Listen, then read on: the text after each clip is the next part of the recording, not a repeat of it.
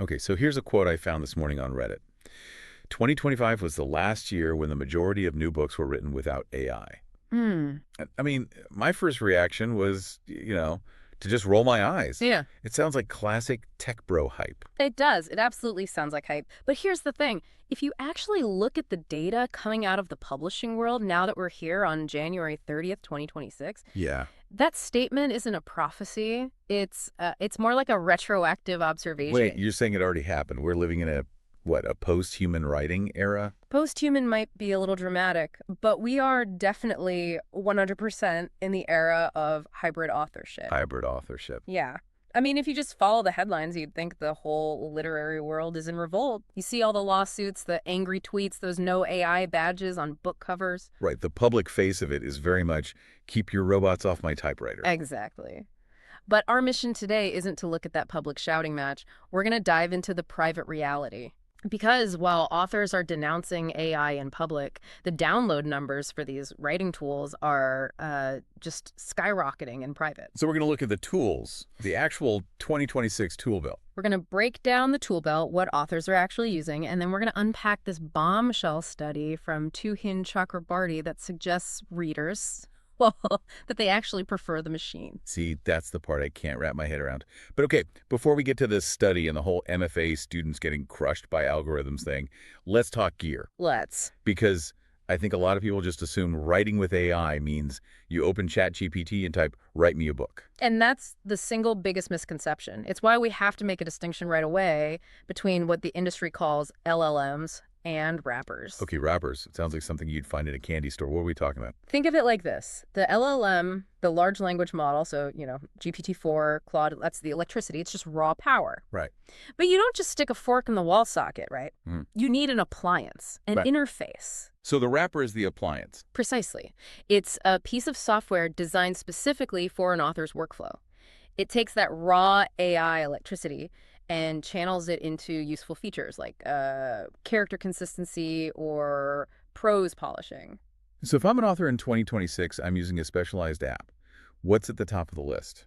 Well, according to the breakdown from Kindlepreneur and the user stats we're seeing, there are really the big three for fiction, and the heavyweight champion by far is still Pseudorite. Pseudorite. I've heard that name a lot. What makes it so different from just, I don't know, using a plugin? It's the engine.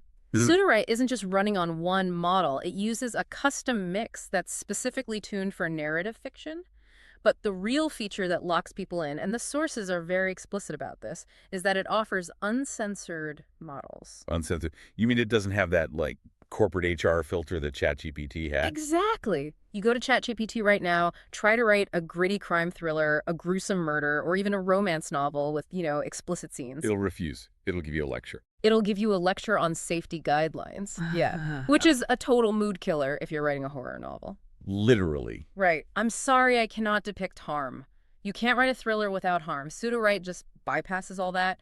It allows for erotic romance or gratuitous violence, no moralizing. And for a massive chunk of the market, that's non-negotiable. You pay the $22 a month because it lets you write your genre. Okay, so Pseudorite is for generating prose without guardrails. What about the obsessive planners, the people with spreadsheets for their character's family tree? That is where the second tool comes in, NovelCrafter. The source material calls it the Adobe Photoshop of AI writing. Photoshop. Okay, so that implies complexity, layers, Yeah. probably steep learning curve. It is steeper, but it solves the single biggest problem with AI, hallucination. Forgetting things. Forgetting things. In Chapter 1, your hero has blue eyes. By Chapter 5, they're brown. Or his name changes 3 times. Exactly. NovelCrafter uses something they call a codex. It's like a personal wiki that lives inside the software. You define your characters, your lore, your magic system. And the AI checks against it. It references that codex in real time as it writes. It's fact-checking itself against your own story Bible. And for the real power users, you can swap the models. You can say, I want Claude for dialogue, but GPT-4 for setting descriptions. You're mixing and matching the electricity. That sounds incredibly powerful, but also a lot of work. Is there a beginner mode? That would be RaptorWrite. It's the third of the big three. It's free, it's simple, clean design. It's basically the gateway drug. Okay, so those are the dedicated tools. But you mentioned Claude and ChatGPT. Are authors just ignoring them? No, not at all. They're just using them differently. They're more like assistants than writers. And there's a very clear hierarchy in 2026. If you want prose that sounds human, natural cadence, good rhythm, the consensus is almost 100% Claude Pro. Really? Not ChatGPT. ChatGPT Plus is seen as the jack of all trades. It's great for brainstorming ideas or, I don't know, making a book cover image. But for the actual prose, the community says it's too flowery. Flowery? You know that style, where everything is a tapestry of emotions and characters delve deep into their feelings. Ugh, yes. The AI accent. That's it. ChatGPT has a heavy AI accent. Claude is way better at hiding it. And then for research, Google is basically dead to this community. They've all moved to Perplexity. Perplexity. The answer engine. The answer engine, yeah. If you're writing historical fiction, you don't want to sift through 10 spammy blogs to find out what kind of buttons were on a soldier's jacket in 1812. You just ask Perplexity. It gives you the answer with citations. It's cut research time in half. So we have this incredible tech stack. We've got a Codex for consistency, Pseudorite for the gritty stuff, Claude for the polish, Perplexity for the facts. It sounds like a golden age for writers. It should be. But, and this is the friction point, nobody talks about it. That's the paradox. If these tools are so great, why the massive stigma? Yeah. You mentioned plausible deniability. What's going on? It's a survival mechanism. Yeah. We saw this fascinating discussion on Reddit where authors just admitted to living double lives. Double lives. They'll publicly tweet, support human art, or put the no AI badge on their website to maintain their social standing. But privately, they're using these tools to speed up their drafts by 50% or more. It's like a secret society. The first rule of AI Club is you do not talk about AI Club. Pretty much. And the reason they can get away with it all comes down to what they call the two prompts theory. This was a huge realization for me. Okay, break that down for me. 2 prompts. So the general public, you, me, the average reader, we judge AI based on the bad prompt. That's when you go to a bot and you type, write me a story about a magic door. And you get back generic swap. We've all seen it. It's boring. It's awful. Right, so the public sees that and says, see, AI can't write. It has no soul. But the professionals, the underground adopters, they're using the good prompt. And what does a good prompt look like? It's not a request. It's a technical document. It looks like this. Generate a 500-word scene, POV, third person limited, character of Marcus, reading age, 13-17, tone, melancholic but with fast pacing. Use short sentences.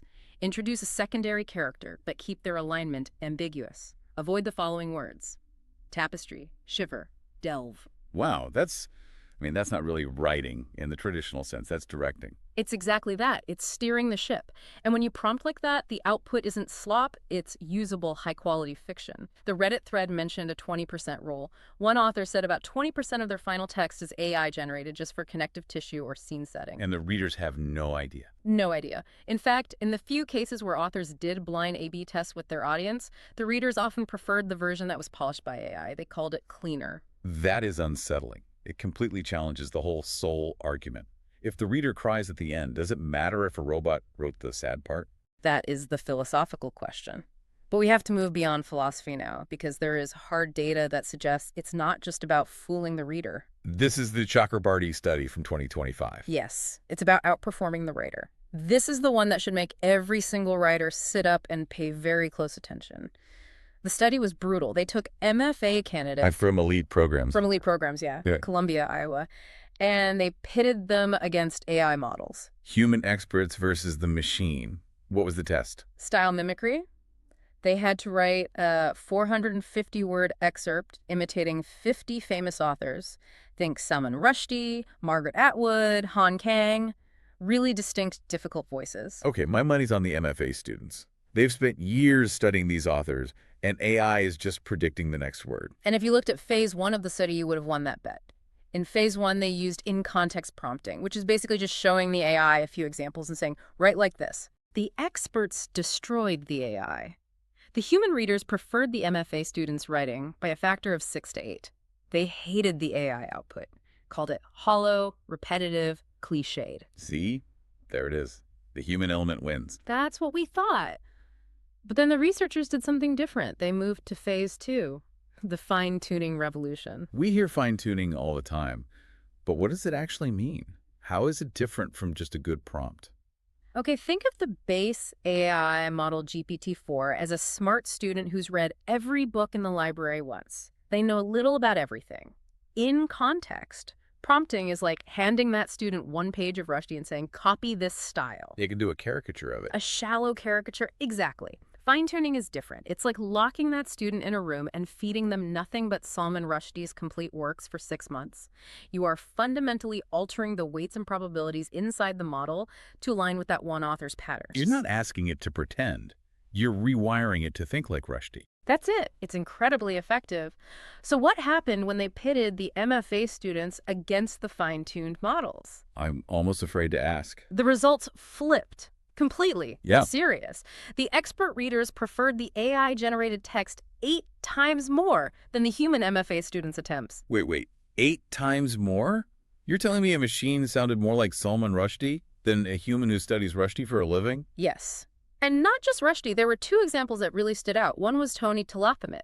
His style is known for being ribald and profane. Right, which is the opposite of a polite AI. The base model was polite, but the fine-tuned model, it learned to swear. It learned the rhythm of his profanity. It captured the voice perfectly. The other example was Junot Diaz. Oh, that's a tough one. The mix of English, Spanish, slang, yurt culture.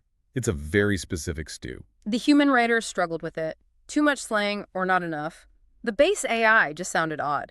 But the fine-tuned model, it nailed the Spanglish. It got the code switching exactly right. That is genuinely shocking. Did the researchers figure out why? What was the metric for success? They found a measurable difference in something called cliché density. Cliché density. Humans, even really talented MFA students, we rely on clichés when we mimic someone. It's a crutch. Standard AI does it too because clichés are statistically probable. Her heart skipped a beat. A dark and stormy night. Right. But the fine-tuned model learned to suppress those clichés because the original author didn't use them. It learned that Atwood would never use that phrase, so it didn't either. It became statistically indistinguishable from the master. And when you say indistinguishable, what did the AI detectors think? The detectors are dead. In the study, they ran the text through Pangram, a standard detector. It flagged the basic AI stuff 97% of the time. So it cut the simple stuff. Almost every time. But the fine-tuned work, the detection rate dropped to 3%. 3%. It was invisible. As far as the software was concerned, that was a human being writing. Okay, I need a second here. We have tools for unrestricted storytelling, a culture of writers quietly mastering them, and now proof that a fine-tuned model outperforms experts and fools detectors. This brings us to the really uncomfortable part. The money. The money. The economics are, well, disruptive is too gentle a word. The study broke down the cost of producing a 100,000-word draft. Okay, if I hire a professional ghostwriter, a good one, what am I looking at? For high-quality output, you're looking at around $25,000, and that's probably on the low end. 25 grand. That's a car. That's a salary for some people. The cost to produce that same 100,000 words using a fine-tuned AI model based on current API prices, $81. 81. $81. You can't even get a nice dinner for $81, and you can get a novel that mimics a literary master. That is a 99.7% reduction in cost. Honestly, that's just depressing. If you're a writer trying to make a living, how do you compete with $81? You don't. Not on volume. And this raises the massive legal issue the study brought up, market dilution. This is the fair use thing, right? Yes, fair use factor 4. It asks if a new work harms the market for the original. The Copyright Office has basically hinted that predicate copying, training the AI on the books, might not be fair use if the output acts as a substitute. So if I can fine-tune a model on Stephen King, generate a new Stephen King novel for $80 that his fans actually love, then you have diluted Stephen King's value. You aren't just reading his old books, you're generating his future competitors using his own voice. We are in a future where AI can't write well. We're in a present where it writes too well when it's personalized. So where does this leave the human? If the machine can do the Spanglish and the profanity and the plot and do it all for the price of a pair of sneakers, are we just done? No, but the job description has changed. We're moving from writers to creative directors. Explain that shift. The skill gap isn't about typing anymore. It's not vocabulary, it's taste. It goes back to that 2 prompts theory. The skill is knowing what to ask for and knowing when the output is good enough. So it's about curation. Exactly. A creative director doesn't hold the camera. They tell the photographer what the vision is. They pick the final shot. The hybrid author of 2026 is someone with impeccable taste who knows how to drive the machine. It's funny, it reminds me of when photography went digital. Everyone said, real photographers use film. Now, everyone has a camera, Yeah. but there's still a huge difference between a snapshot and a piece of art. That is a perfect analogy. The barrier to entry has vanished. $81 is nothing, but the barrier to quality, to that vision, that's as high as it's ever been. Well, this has been heavy. We started with a Reddit quote that sounded like pure hype, and we've ended up dismantling the entire economic structure of modern literature. Just another Tuesday on the deep dive. I want to leave our listener with a final thought, especially for those of you who are learners who just love reading. If you pick up a book tomorrow and it grabs you, it makes you laugh, it makes you cry, you stay up until 3 a.m. just turning the pages. Does it actually matter to you if a machine did 20% or even 100% of the typing? Or are we just holding on to the idea of the human author for our own sake and not for the sake of the story itself? That is the question for 2026. Thanks for listening, and we'll see you on the next Deep Dive.